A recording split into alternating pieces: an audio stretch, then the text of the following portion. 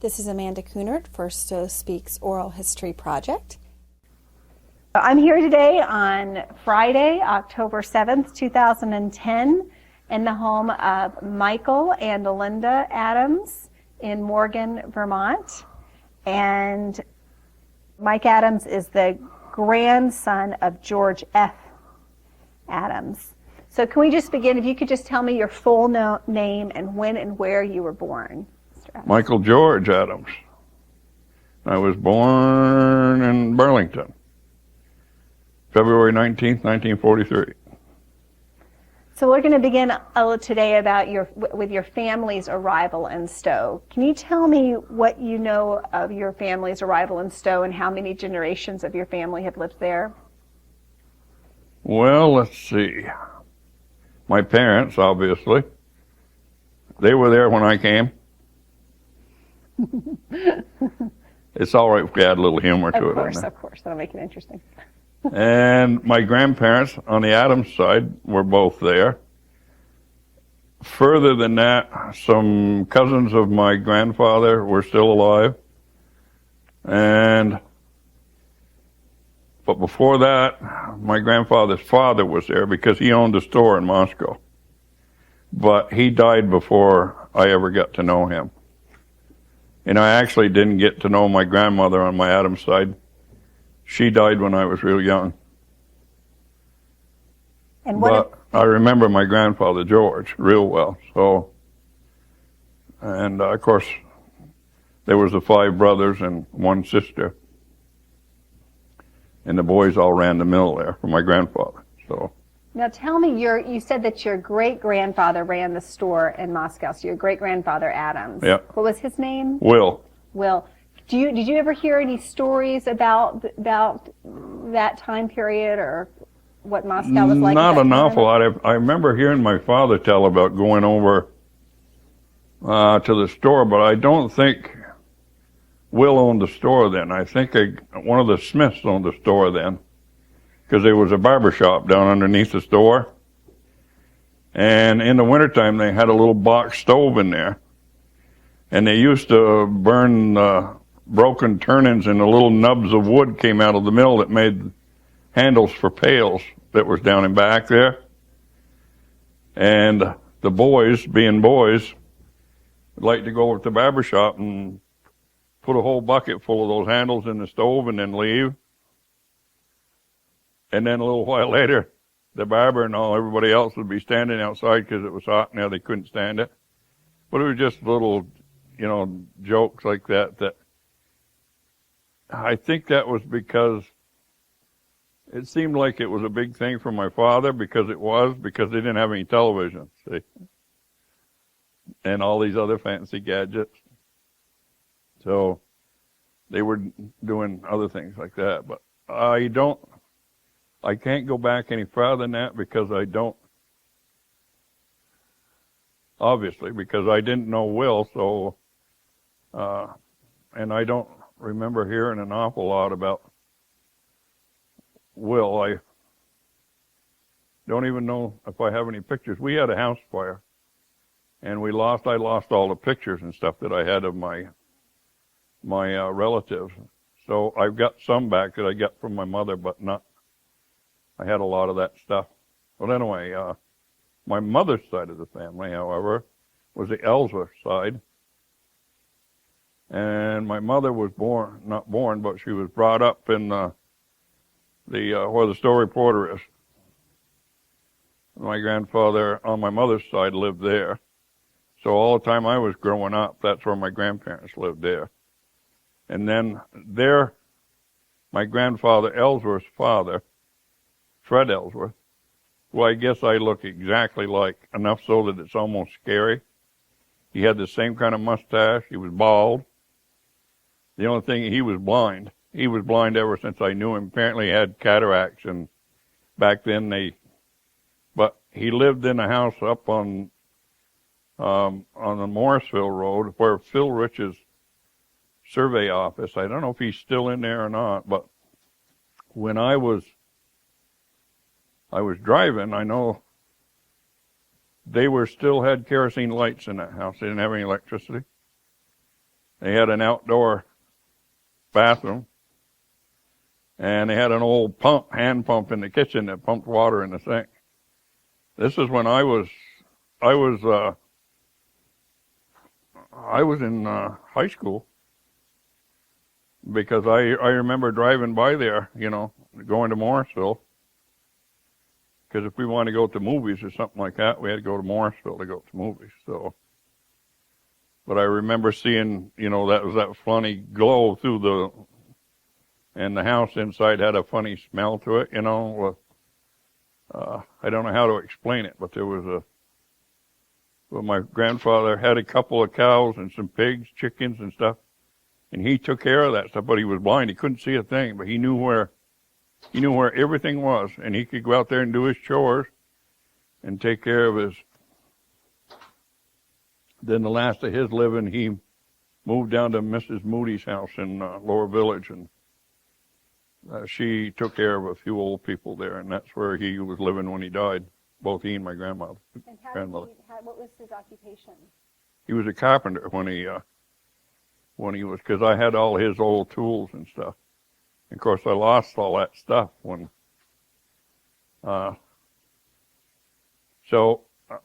Then, my grandmother's relatives were Joe Benson, and that would be Which grandmother was this? Ellsworth.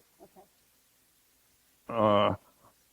And the Benson farm was just across Rickerson's Flat, where the road forks, and one goes to Morrisville and the other goes the Randolph Road. Right in that corner of that big white house, that was Uncle Joe Benson's house right there. And then my grandmother, Ellsworth's father, was a Gale. So that's why I was asking you about the Gales there, because, his name was Angus. That was Angus Gale, and he owned the farm where Whiskers, well, it's not Whiskers anymore. What restaurant is in there now? Gracie's had been Gracie's. there. Right. My grandfather, he owned that farm there. And my grandmother was born in the kitchen in that house. And I think my mother was born in there too. And of course, my grandfather wasn't farming when as I remembered. He was not living there then. But I used to hear some stories about him. He'd walk up on what they call Round Top. It's a mountain way up, kind of in back of the Matterhorn. As you're going up the mountain, it'd be on the left-hand side. There's a big hump up there. He would walk from there, from that farm, up onto the back side of Round Top and cut wood all day, then walk back and do his chores at the farm. And so, I mean, you go from things that I can remember as a kid. That didn't happen when I was a kid, but I remember hearing them tell about it, to what things are going on today. It's almost mind-boggling to me that to live through the era that I've lived through here, because of going from operators on your telephone to cell phones and all this stuff. It's just amazing, because I can remember going and get my grandfather Gale for Thanksgiving one time, high school, and I had a MGA, an MG sports car, little convertible, and I went up to get him, and he thought that was the greatest thing he'd ever. Rev it up, he says, and but he was a great big man. I remember he had huge big hands, great big huge fingers, probably from all that hard work and milking cattle And he was a dairy farmer? Yep. I had some sheep. And I remember a story my grandmother told about my grandfather Angus and his son went up through by Lake Mansfield and through the Notch over into Jeffersonville and bought some sheep. And the woman where they bought the sheep asked them to stay for supper or lunch or something. my grandfather loved tea. And the woman asked if they wanted any tea, and Harvey, his son, said, yeah, I'll have some tea. But Angus didn't want any. So when they left and they were going home with their sheep coming back over the mountain, Harvey asked his father, he says, Dad, how come you didn't have any tea? And he said, did you see where she got the water? And he said, no. And he said, well, she got it out of that rain barrel outside the door. And apparently the barrel wasn't too healthy looking, so, but, you know, it was probably boiled, so it was probably all right, but he didn't want any. Now, did your two sets of grandparents know each other well? Well, they all knew each other. Back then, you knew everybody, you know. When I was a boy, if you went to the village, you waved to pretty near every car and everybody that you saw standing beside the road because you knew everybody. And my last of being there, I didn't know hardly anybody. When I went to the village, everybody was on the street. I didn't know who the hell they were, you know. So it has changed a lot, you know. That's one of the reasons probably why I'm up here. But So you said you moved here 4 years ago, so in 2006? yeah. So I understand that your grandfather, George F. Adams, along with Fred Smith, purchased the Smith and Dillingham Mill, which became Adams Mill. Yep. This is an interesting letter right here. It was written by President Roosevelt. They've got a grip on the future. Fred Smith, Fred Pike, and George Adams. An article. It tells in there about the mill burned 2 or 3 times. And he had a flood and washed all his stuff away. And so it was he bought the mill off from Fred Smith. Do you know the story of how he acquired the mill? He was 16 years old when he bought it. How did he have the money to buy the mill at that time? Well, he calls it, he hired the money from the bank. Then the first spring he was there, he had a flood and washed all his logs and his lumber away. So then he had to go back and hired some more money, he said.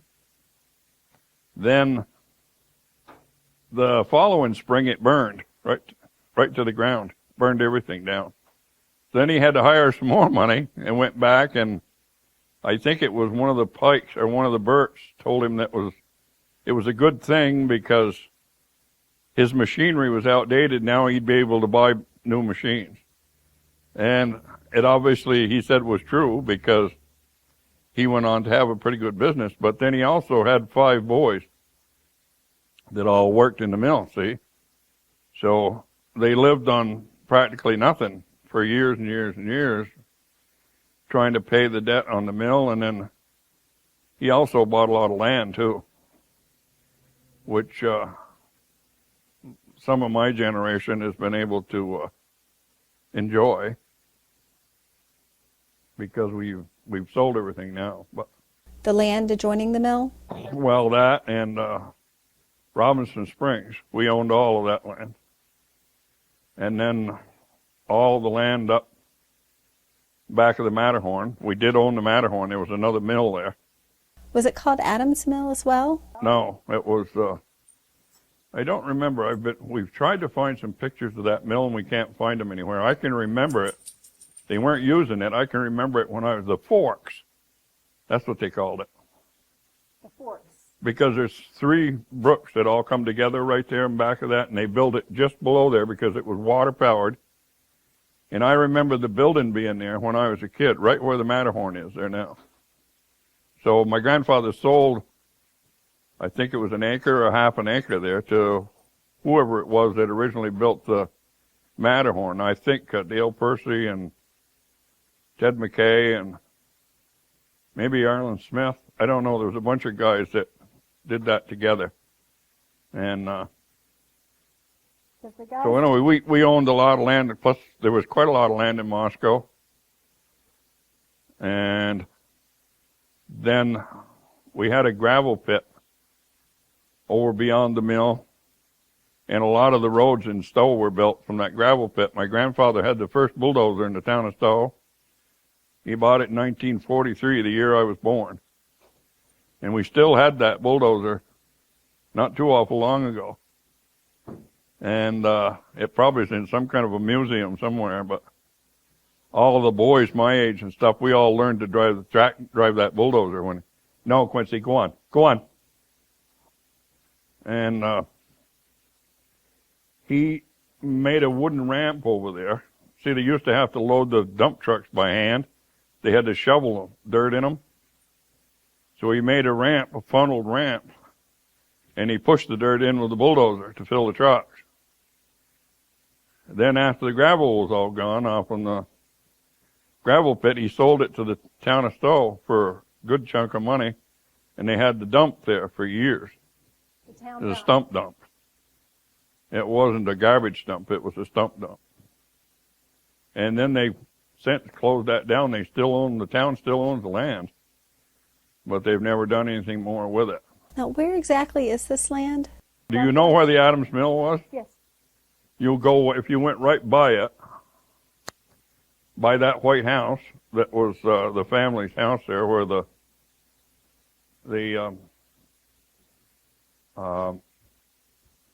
where my grandfather lived in one side of that house, and then I remember living in one side when I was little, and then there was another apartment upstairs, and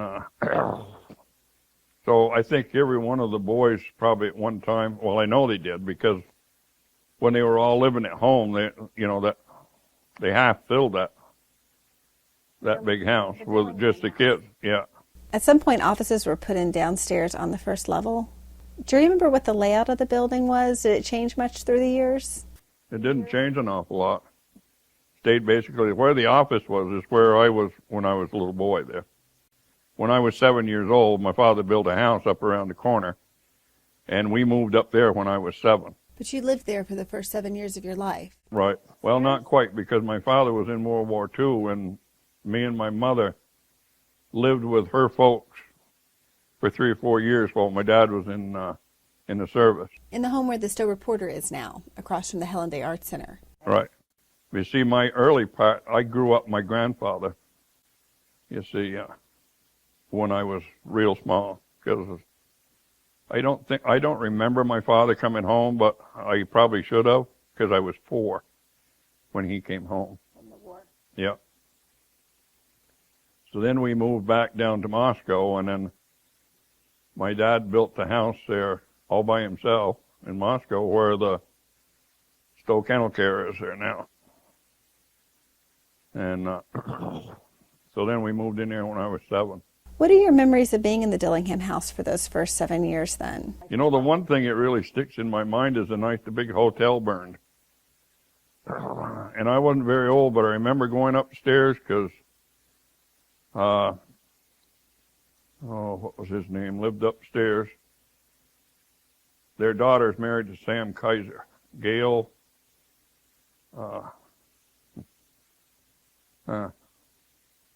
well, anyway, there's some big windows up there on the side of that, and we all went upstairs because you could look up higher, you could look across, and I can remember you could feel the heat coming right from all that ways across.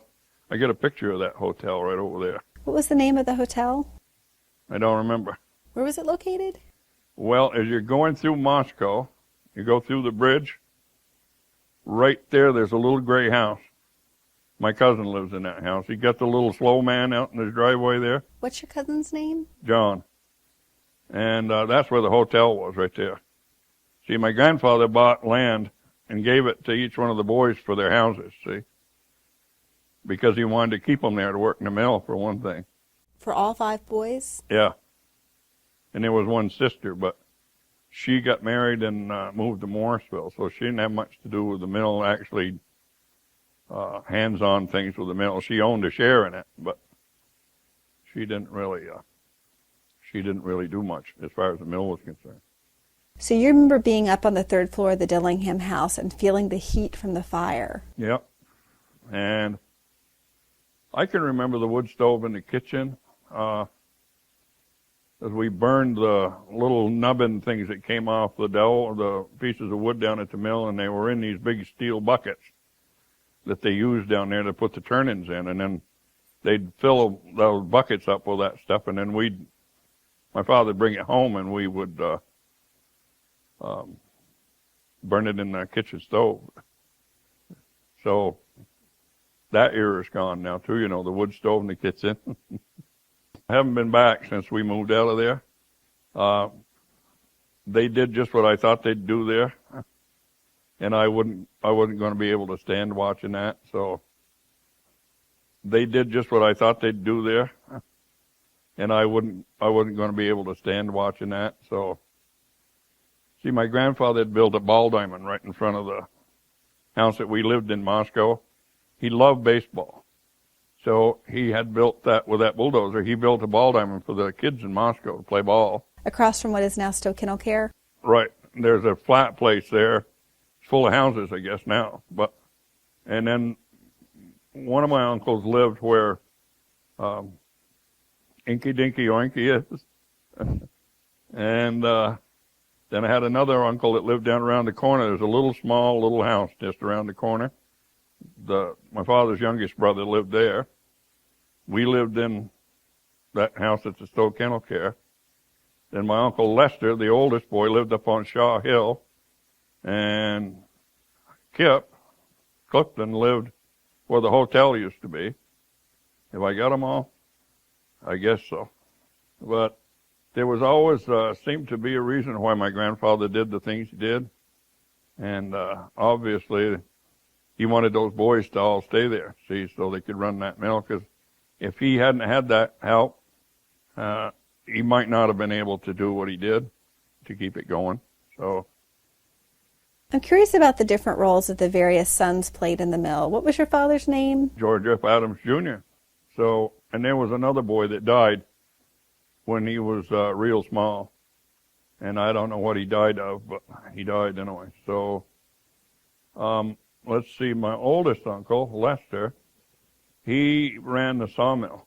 And so he was in charge of filing saws and keeping the saws sharp, which was an art in itself, and just managing the sawmill. And my dad worked in there with him. And then there was another little dowel mill there that my dad operated. And then Clifton was the head machinist at the main part of the mill, making the knives and stuff to make the turnings. And Carl was the head man in the office.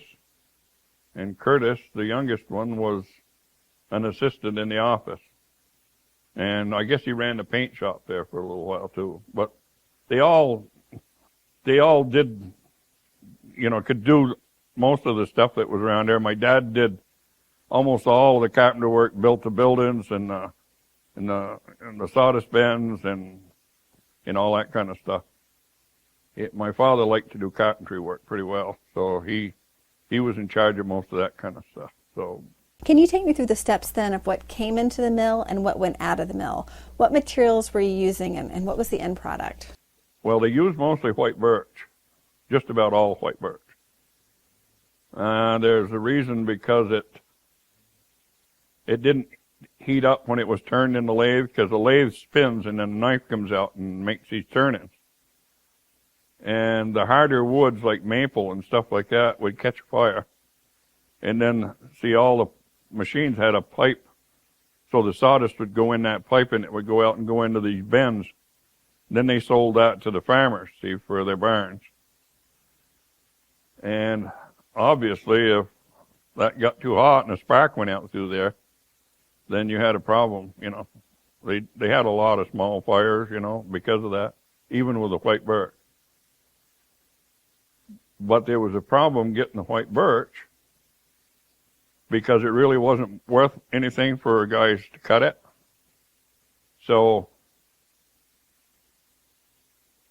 my grandfather would buy anything that they had for white birch. It would be rotten or anything else. He'd buy everything just to get his hands on the white birch, see? So then the white birch was cut into 4-foot lengths.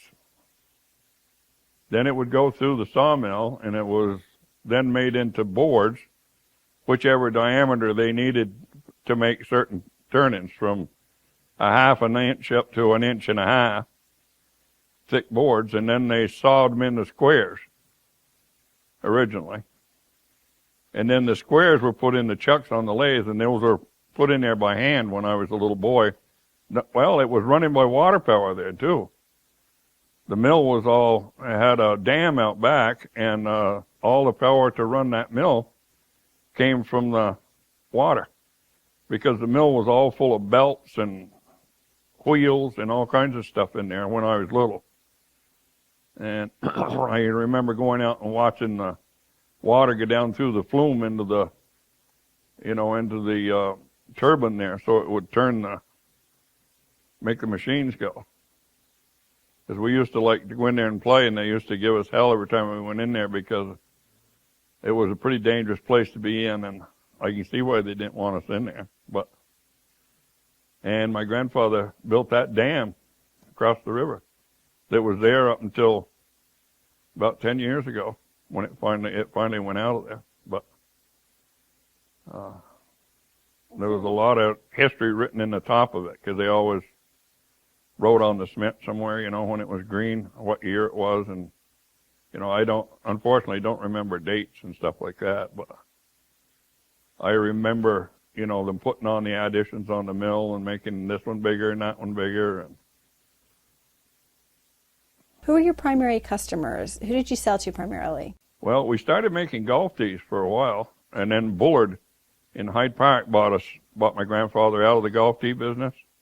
And he did a lot of, I don't know, well, he did do some pail handles, I think, but it was mostly handles for like trowels, screwdrivers, things like that. Back then, a lot of that stuff was all wood.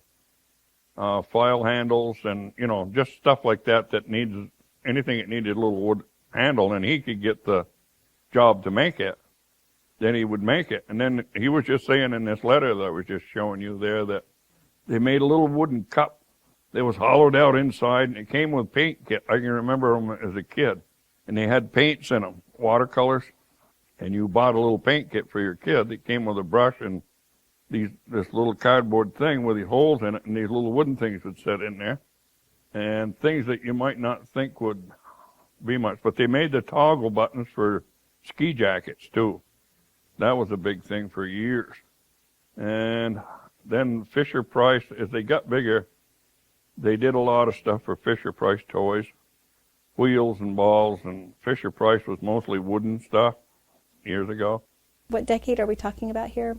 Well, you're talking about in the 19th century. I mean, you're talking about, let me think, it would probably be when I was in high school in the late 50s, around in there, and probably before that. You see, as you're growing up in a kid in a place like that, you don't really realize what you're seeing. It's just part of my everyday life. It was just, so every once in a while I get a flashback with things thinking, man, why didn't I realize, or why didn't I pay more attention? But you just don't, It's like you miss things that, I don't know, maybe you're not supposed to remember everything, I guess. I don't know. Probably if you did, that wouldn't be good. But, I can't even think of all the things. But beads and balls, you remember they made a thing for a car seat that had all these little wooden beads on it? Well, we made those there. And, and this would be thousands and thousands. They'd call up more, 25,000. I worked in that paint shop right after I get out of high school, and that's where we boxed the stuff all up to be sent away. And every day, at some point during that day, I'd have to put up boxes of stuff that was, after it was painted and dried, it was going to be shipped somewhere to some places. And it'd be more than 25,000, because it'd be 25,000 in a box, depending on the size of the beads and balls and stuff, see? Now, being in the toy industry then, late summer and early fall, there would have been a huge surge in orders, right? It was busy most of the time. It got so in the later years it wasn't so much, because the Chinese took over, that business big time.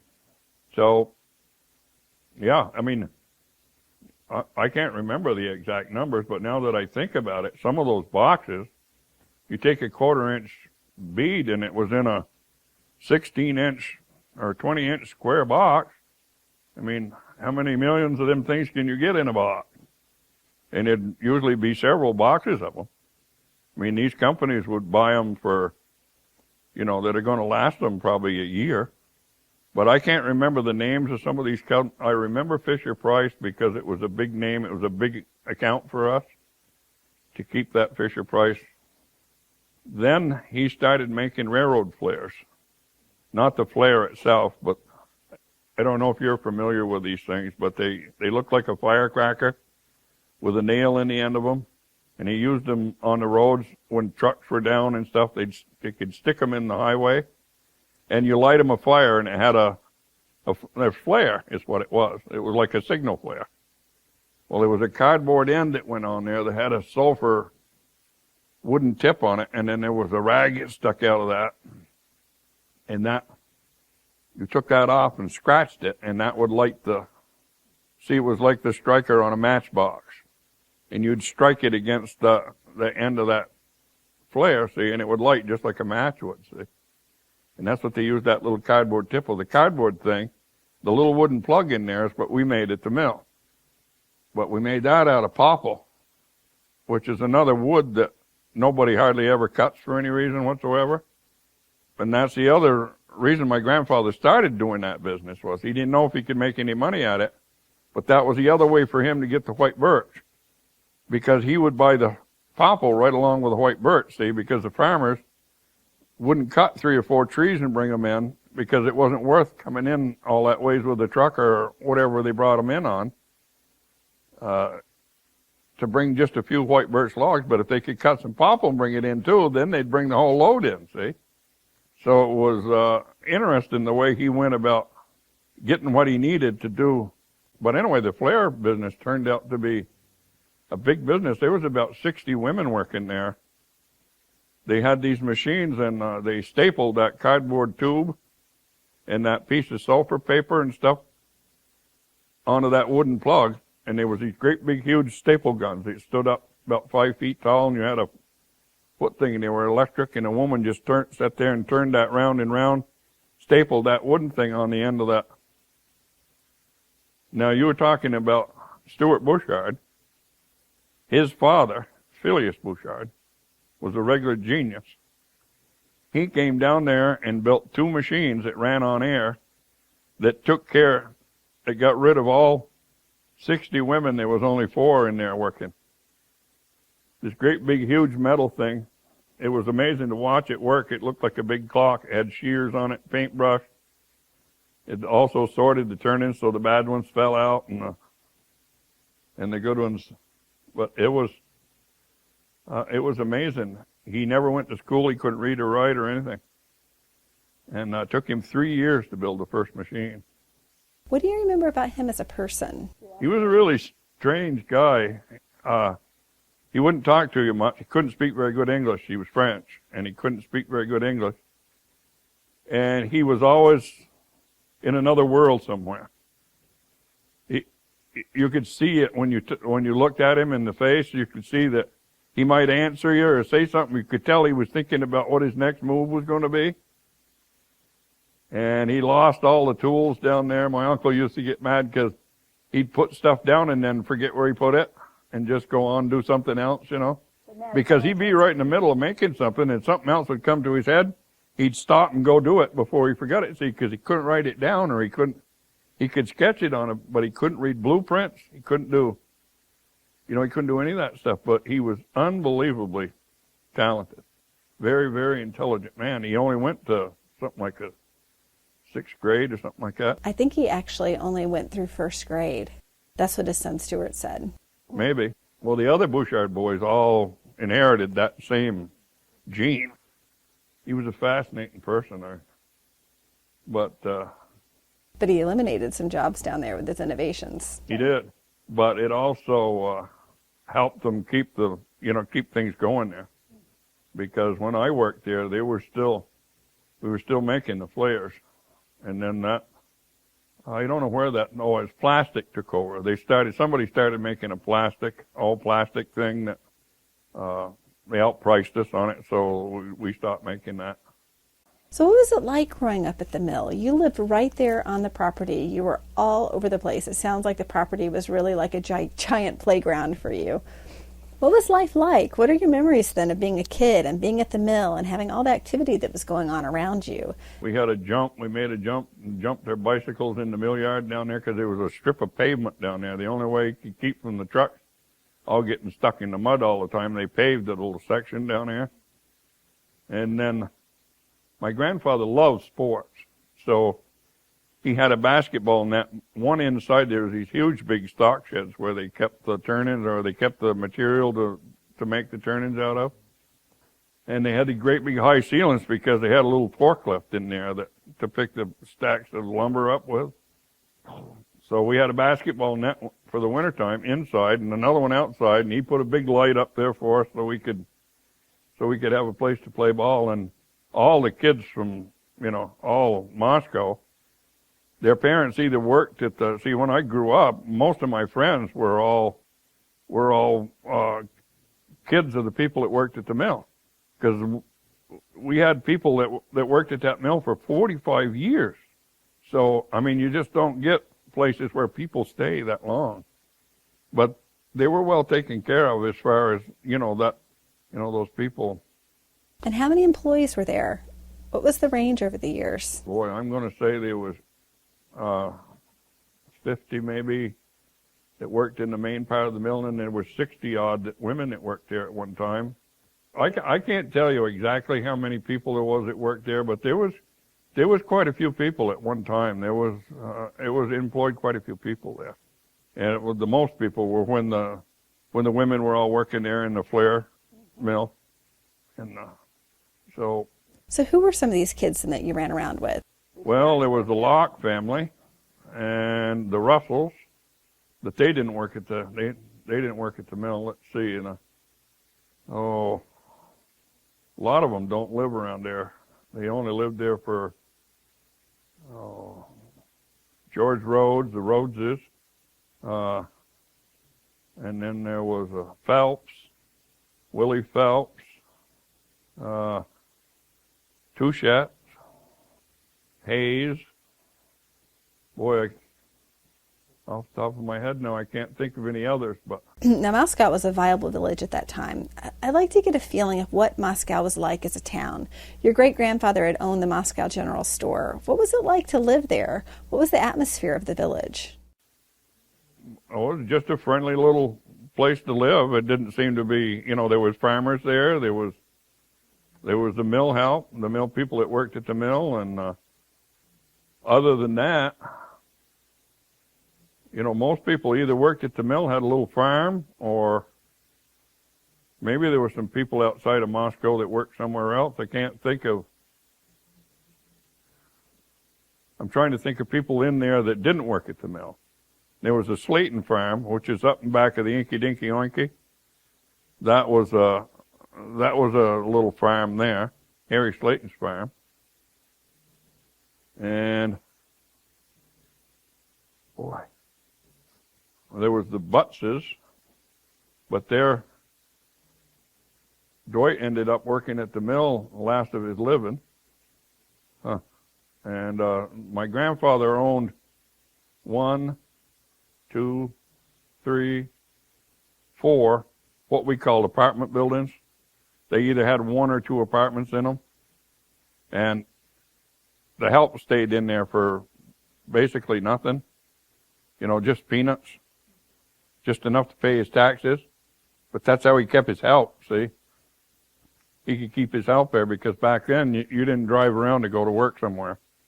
You had to live pretty close by because they either had to walk to work or, they have an old car that they could drive to work. But Roy Clark, he worked at the mill. Then there were some farms up on Shaw Hill. There was a farm up in back of the house, Barnes Hill, and Whistling Tink Slayton. And now, aside from the mill, was there a place in town where people would bump into one another and connect? Was it at the general store? Everybody in Moscow got their mail at the post office, so everybody ended up in that store at one time or another. And what I remember as a kid, there was a round oak stove in the middle of the floor in there. And so a lot of people, it was just a place where people would run into each other and stop and visit. And people would come down out of Nebraska Valley to get groceries, and you'd run into people in there, and then they'd just stand around to visit, and then, but my father would go over and get the mail every day at noon. He'd go over and get the mail in his newspaper, and so that's the way it. What kinds of things did they sell at the store? Do you remember? Just basically everything that you needed to live on. It was actually quite a little grocery store when Paul DeSalle owned it. He had quite a store there at one time. He had, a lot of people did all their shopping right there in that store. They didn't go anywhere else. So there was meat, because Paul was a meat cutter by trade. But they always had somebody in there that was, could cut meat. And I'm trying to think, just basically anything that you needed to live on, was there in that little store. What was the relationship then between Moscow and Stowe? I always thought we were looked down upon. Whether we're mill people or what, it was just, but I don't think by everybody. I think you always got some people that probably felt that way, but there was a bunch of other mills. There was the Burt Mill where the school is, where the graded school is, or where the hockey rink and stuff is. That was a great big sawmill when I was a kid, and back to the Green Mountain Inn. That was a great, huge, big sawmill there. Was that a competitor? No, that was that was all dimensional lumber what they sawed there, because that was still running after I was out of high school.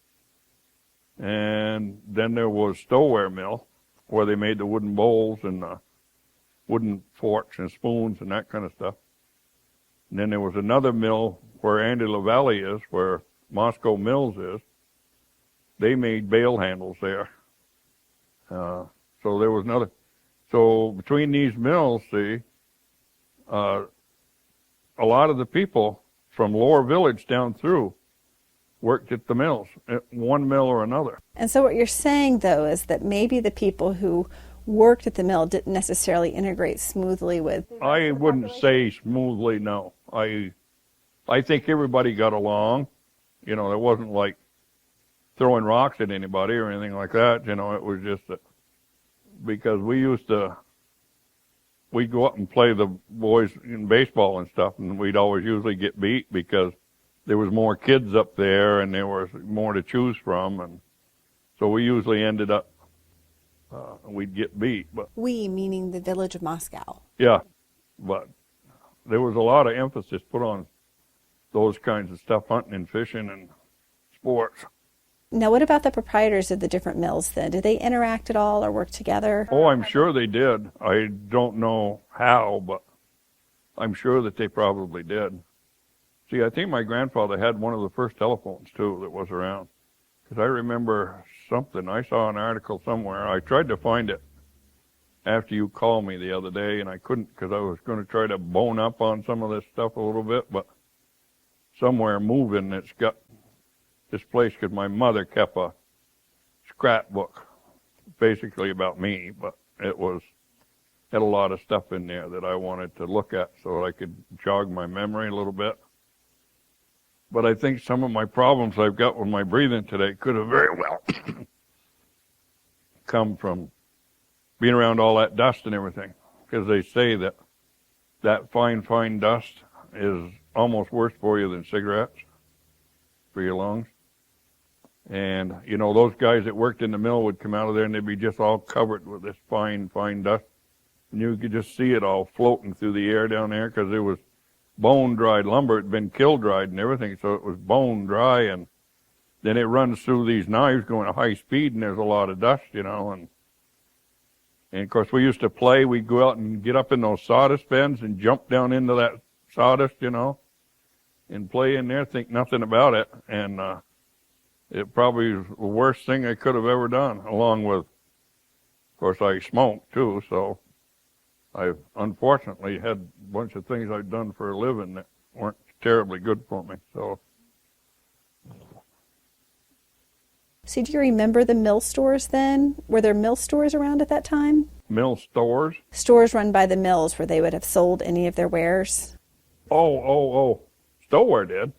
They had a studio there where they sold their bowls and that kind of stuff. My grandfather didn't have that kind of stuff. I remember some of my cousins, when we got rid of the mill, got these games. They used to make games. They did them for a company, but little indoor croquet sets and little indoor bowling. It made little candle pens, and then you'd have a little ball, and you'd set it up, and there was a bunch of that kind of stuff. I didn't get any of them, but some of my cousins did. He dabbled in a lot of things. Anything that had anything to do with the wood in the turning business, if he could make it and make any kind of a profit on it, he would make it. So a lot of things came and went.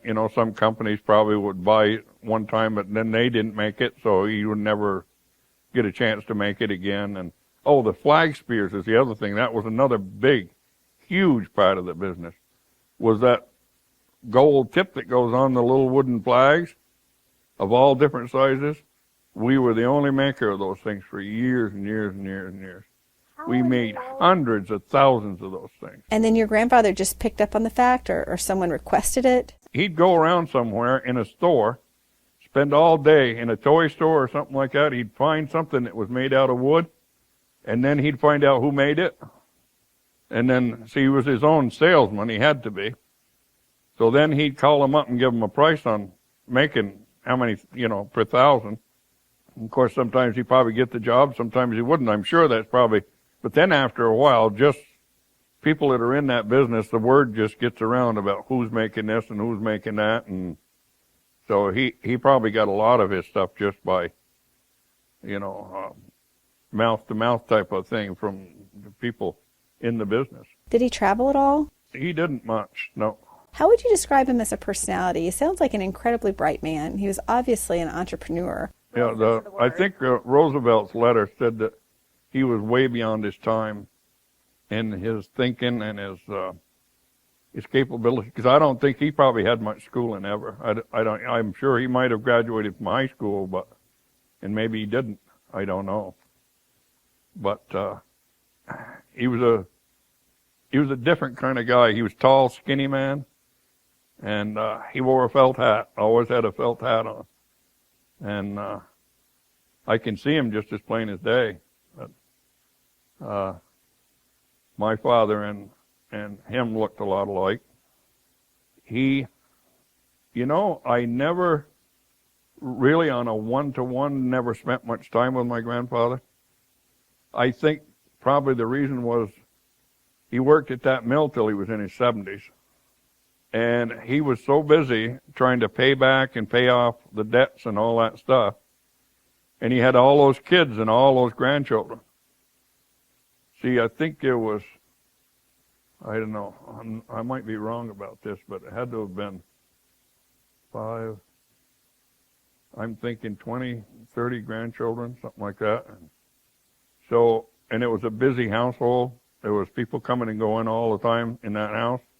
So did he continue to live then in the Dillingham house? Well, see, I don't remember the Dillingham. I never heard that until you just said something about it today. Okay, so Somebody's named it that, must be. Okay. But it was the tenement house, we all called it.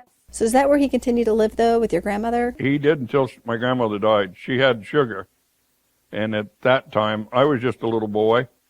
I can just barely remember my grandmother, but I remember her being in bed, and we weren't permitted to go in that room where she was. And he had a nurse that came there that took care of her. And she died. Boy, I have it written down somewhere, but I don't really remember her. I have some pictures of her holding me when I was little, because she used to babysit me, because all we did was go step through a door and we were into their apartment or in where we lived, see. So I used to run back and forth because I fell off the windowsill in there when I was 3 years old and broke my arm. I was playing in the big windows there, and I fell off in there and broke my arm. And I don't remember it, but she, of course, today in this day and age, she probably wouldn't have died, at the age she died at. You say the sugar, that means diabetes? Yeah, she had diabetes, and so he was a bachelor for a while then. Not too long. He was married again. And guess who he married? How about the nurse? Would you believe that? He was quite a character, my grandfather, I'll tell you. And some of the stories I've heard, I can't tell you about it. My grandfather finally retired, and they moved to Johnson. And my grandfather also had a camp down on Lake Champlain. And I remember spending summers down there with my grandfather and grandmother. So I do remember now my grandmother a little bit more. See, some of these things are coming back, because I remember those great big huge plates full of fried fish. And my grandmother and my Aunt Jermaine, I have a wonderful picture of my grandmother in there. She was part Indian. She came from New York State. She came up for the summer to work at the Green Mountain Inn as a waitress. And somehow my grandfather met her, and that's how that all started. But her side of the family, there's no question but what there's Indian blood there. You can see it in her brother and her sister. But they used to come to Lake Champlain summers, and each one of us grandkids got a chance to go stay a week with them at the lake.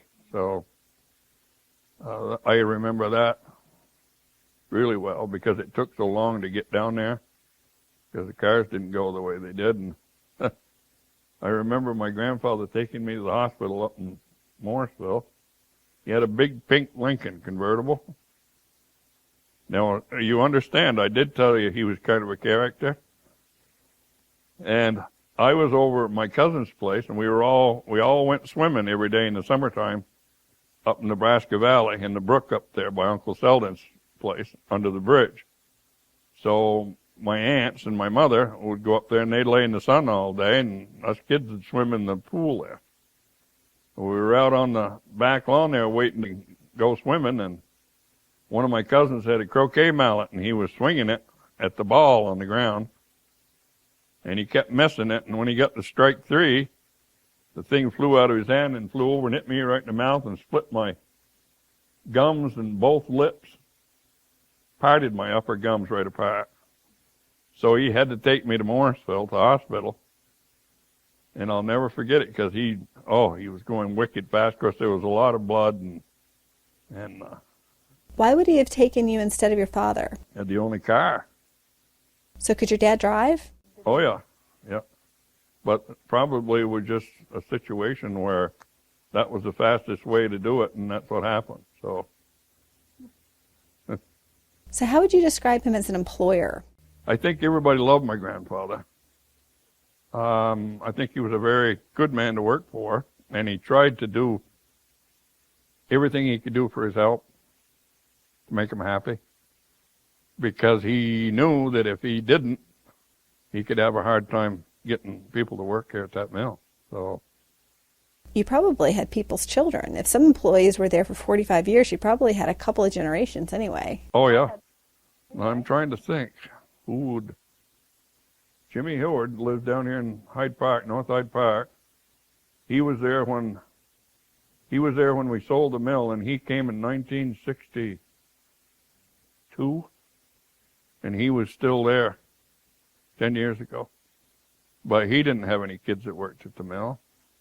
Boy, I can't think of anybody that had kids that went to work in that mill. So tell me about the closing of the mill then. Well, that was sad. I was on, after my dad died. My dad died when he was only 63 years old. And after that, we still owned my father's shares, or my mother did. And then that was changed into an estate. And I was on the board of directors for the George F. Adams Company, representing our family for about 12 years. And up until the time the mill was sold. And so I learned an awful lot about the mill and the running of the mill that I never paid much attention to before. So Which family members were still involved at that time when your father passed away? well, my uncle Kurt, 2 cousins, John and Kim. Kim was killed in a bicycle accident.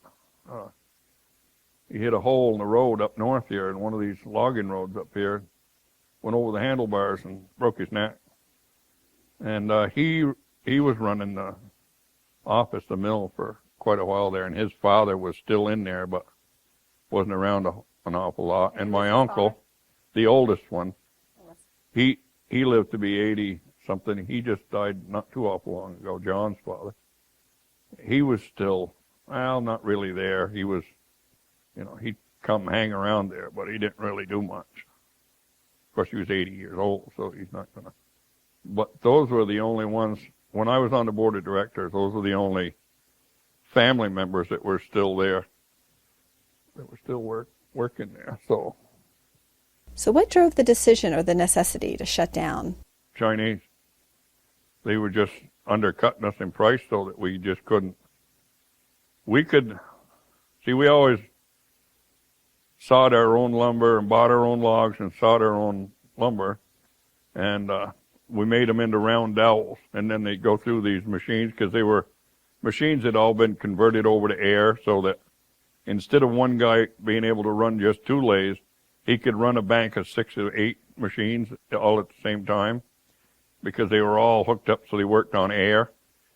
And the dowels would come down this rack and then go into the thing almost like automatically, So the white birch, we could buy the dowels from China, all cut to length, all deknotted, which would mean there was no knots and it would be all clear wood, from China, cheaper than we could buy the lumber and turn it ourselves. So that shows you how come, and eventually they just started putting up these plants over there. Then Pride in Maine, a big competitor of ours for years, they ended up buying the business and the machinery at the end. Now they have built a new factory in China. And all these people up in Maine, there was hundreds of them that worked at those mills up there, and they all lost their jobs. Those things are all being made in China. So when they bought the George F. Adams mill, they bought basically the machinery. And the business, and the name. So that's the way it was sold. We didn't have any choice but to sell it. And the other reason is because there was too many of us. There was 19 people at that stage of the game that owned shares in that company. And when you get that kind of people, and all related, you're going to have all kinds of problems with, somebody's not happy. When did your grandfather bow out then? You said he was in his 70s. He was 76 when he died. So he worked really almost up until his death. Well, not right. I was going to say maybe, I think he might have worked until he was about 70. So what year would that have been then? 20 years old.